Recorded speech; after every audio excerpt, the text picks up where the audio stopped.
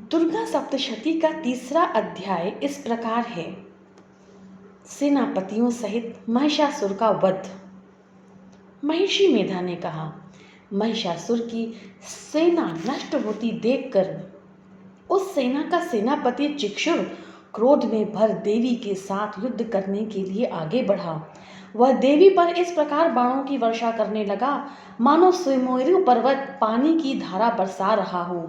इस प्रकार देवी ने अपने बाणों से उसके बाणों को काट डाला तथा उसके घोड़े व सारथी को मार दिया। साथ ही उसके धनुष और उसकी अत्यंत ऊंची ध्वजा को भी काटकर नीचे गिरा दिया। उसका धनुष कट जाने के पश्चात उसके शरीर के अंगों को भी अपने बाणों से बींध दिया। धनुष घोड़ों और सारथी के नष्ट हो जाने पर वह असुर ढाल और तलवार लेकर देवी की तरफ आया।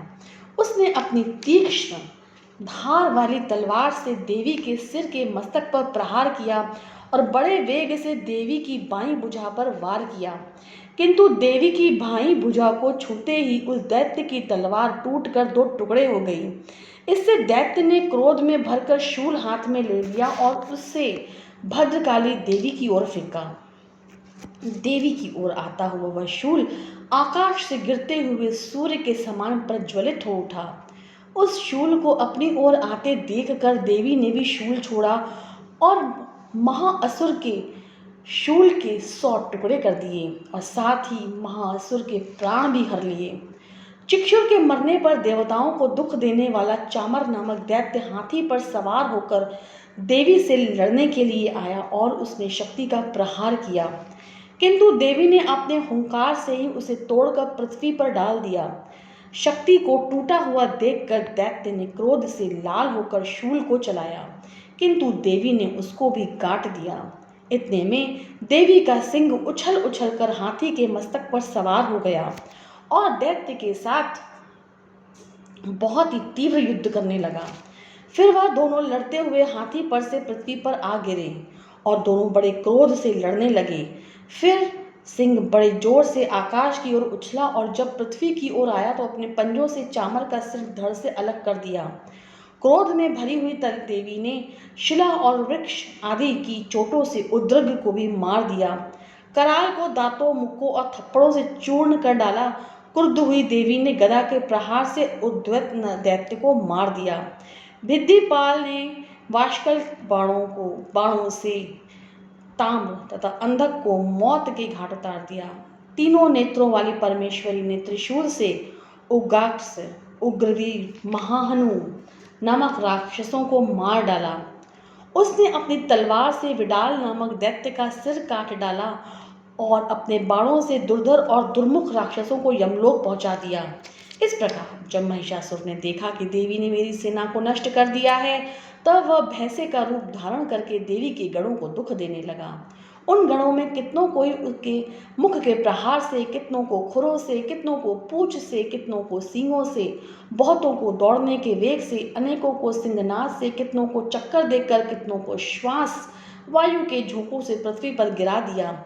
वह दैत्य इस प्रकार गणों की सेना को गिरा देवी के सिंह को मारने के लिए दौड़ा। इस पर देवी को बड़ा गुस्सा आया। उधर दैत्य भी क्रोध में भरकर धरती को खुरों से खोदने लगा तथा सींगों से पर्वत को उखाड़ उखाड़ कर धरती पर फेंकने लगा और मुख से शब्द करने लगा। महिषासुर के वेग से चक्कर देने के कारण पृथ्वी शुद्ध होकर फटने लगी। उसकी पूंछ से टकराकर समुद्र चारों ओर फैलने लगा। हिलते हुए सींगों के आघात से मेघ खंड खंड हो गए और श्वास से आकाश में उड़ते हुए पर्वत फटने लगे। इस तरह क्रोध में भरे हुए राक्षस को चंडिका को भी क्रोध में आ गया। देवी ने पाश फेंक कर दैत्य को बांध लिया और उसके बंध जाने पर दैत्य का रूप त्याग दिया और सिंह का रूप बना लिया। और जो ही देवी उसका सिर काटने के लिए तैयार खड़ी हुई, उसने पुरुष का रूप बना लिया जो कि हाथ में तलवार लिए हुए था। देवी ने तुरंत ही अपने बाणों के साथ उस पुरुष की तलवार को भी बींध डाला। इसके पश्चात वह हाथी के रूप में दिखाई देने लगा और अपनी लंबी सूंड से देवी के सिंह को खींचने लगा। देवी ने अपनी तलवार से उसकी सूंड को काट डाला।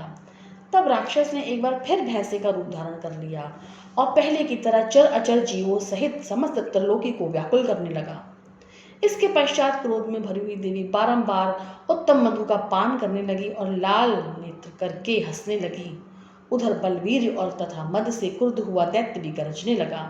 अपने सींगों से देवी पर पर्वतों को फेंकने लगा। देवी अपने बाणों से उसके फेंके हुए पर्वतों को चूर्ण करती हुई बोली, ओ मूढ़, जब तक मैं मधुपान कर रही हूँ तब तक तू गरज ले, और इसके पश्चात मेरे हाथों तेरी मृत्यु हो जाने पर देवता गरजेंगे। महर्षि मेधा ने कहा। यूं कहकर देवी उछलकर उस दैत्य पर जा चढ़ी और उसको अपने पैरों से दबाकर शूल से उसके गले पर आघात किया। देवी के पैर के दबने पर भी दैत्य अपने दूसरे रूप में बाहर होने लगा। अभी वह आधा निकला ही हुआ था कि दैत्य युद्ध करने लगा, तो देवी ने अपनी तलवार से उसका सिर काट दिया। इसके पश्चात सारी राक्षस सेना हाहाकार करती हुई वहां से भाग खड़ी हुई और सब देवता अत्यंत प्रसन्न हुए तथा ऋषियों महर्षियों सहित देवी की स्तुति करने लगे। गंधर्वराज गान करने लगे तथा अप्सराएं नृत्य करने लगी। जय मां दुर्गा।